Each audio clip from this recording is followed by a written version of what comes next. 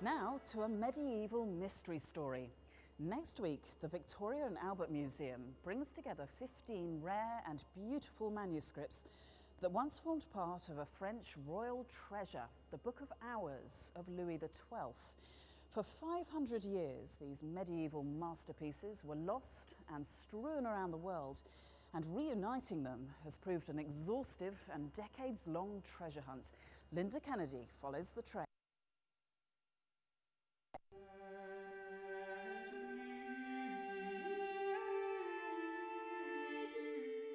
Tried a good book lately? Here's one. It's a gripping treasure hunt set in 1500. There's a French king with a priceless work of art which disappears and ends up scattered throughout a kingdom. It's even got illuminated pages. Yet the book doesn't tell the story, it is the story.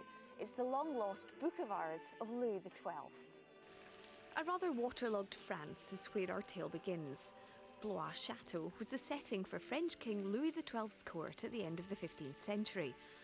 Art and architecture were the king's favourite ways to make his royal mark, so no surprise, his Book of Hours was the most lavish of its time. Books of Hours were medieval bestsellers, part calendar and part prayer book. Adorned in gold leaf and expensive pigments, they were the status symbol of the day, a medieval must-have for the wealthy. Essentially, a Book of Hours is a prayer book, and it's called a Book of Hours because the liturgical day was divided up into several hours, and they were particularly intended for the use of lay people.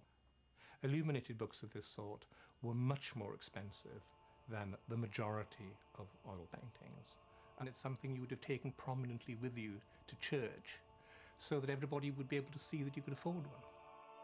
Of course, a king could afford the best, which explains all the excitement now the pages of Louis's book are being reunited. The exhibition, due soon in London, will show the King's treasure in its most complete creation in 1500. On display at the Victoria and Albert with just under half of the visual pages, known as miniatures, works of art in themselves, with one recently changing hands for £250,000. They were illuminated by Jean Bourdichon, Louis's court painter, whose talent experts now rank with Italian Renaissance artist Botticelli. Very typical is this very, very fine gold highlighting. Each page depicted a prayer, exquisitely, elegantly, till you reach devotions for the soul of a fallen man. Well, this is called Job on his dung heap. It's such a kind of coarse, crude image, though, right, that it just seems so unexpected to me that that is in such a lush, opulent book. Right. Well, I think it is intended to shock. On the other hand, it's part of this sort of art of the period where you're observing nature in its sort of finest little details. So if you look at the boils under magnification, you can see the, lavish detail that goes into each one of them. And such devotion to detail appeared again in an image of Bathsheba, the Bible's femme fatale, in a prayer meant to warn against the sins of the flesh. Initially, the little wavelets on the water would have been sparkling silver, and I mean this would have been very startling, I think. One infers that the king rather liked looking at it, and in all probability so did a few of his friends. It's full frontal, I mean, no question about it. So that's pretty convenient, isn't it? You have a pin-up as a reminder to ask God to deliver you from lechery. Exactly. The book's creator, Jean Bourdichon, was less observant of detail when he painted the king himself. Then he favoured a more flattering style, completing the king's ideal Book of Hours. Louis flourished the book at court and during personal prayers in his chapel, right through until 1515. Now that was the year that the king died, and it would mark the start of what would become the hunt for his art treasure, spanning 5 centuries, several continents and 2 royal dynasties. You see, Louis XII had married English Princess Mary Rose Tudor just 3 months before his death. Louis XII dies in 1515. What do we know at that point? What happens to his Book of Hours? Nothing. We can speculate about how... Well, let's speculate. Okay, what happens next? It's possible that the book came to England, and it may have come to England through Mary Tudor. But it wasn't her book, was it? It wasn't her book, no. The finer points of possession may not have troubled Mary. However it got to England, what's clear is the book was then dismembered. Around 1700, a page was displayed by famed diarist Samuel Pepys. In 1835, another page was spotted in Bath.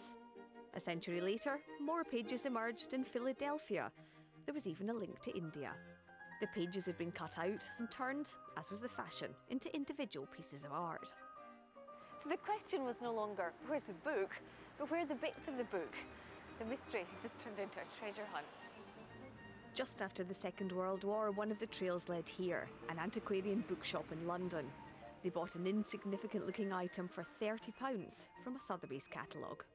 And you'll see the item here, lot 148, miniature St Luke writing. School of Bruges, circa 1500. So there's no mention of Louis XII and No. there's no mention of Jean Bourdichon at this Not time. at all, no. In fact, they say School of Bruges. They think it's a Flemish miniature. Tell me what happened next. We sold it to a customer who was called W.L. Woods, and then he gave it to the National Library of Scotland, where I believe it still remains. The Trail of St Luke led next to Edinburgh. I have decided to give the library the Jean Bourdichon miniature of St Luke. So mention of Bourdichon, but no mention of Louis XII. Exactly. The trails came together in the 1970s when matching flourishes were noticed on some pages. Were they part of the same book? A book with art so splendid it might be royal? In 2003 came the page that clinched it. Bourdichon's image of the king himself. This was hugely significant because it identified Louis XII as the owner of the book. In other words, the treasure was royal, giving it spectacular status. But 18, maybe 20 of its images remain lost. And with more than half the leaves of Louis XII's Book of Hours still missing, the treasure hunt is set to go on. It's hoped the new exhibition will spark a wider search for reuniting all the pages would create a fabulous art treasure of inestimable worth and a rather good end for a great book.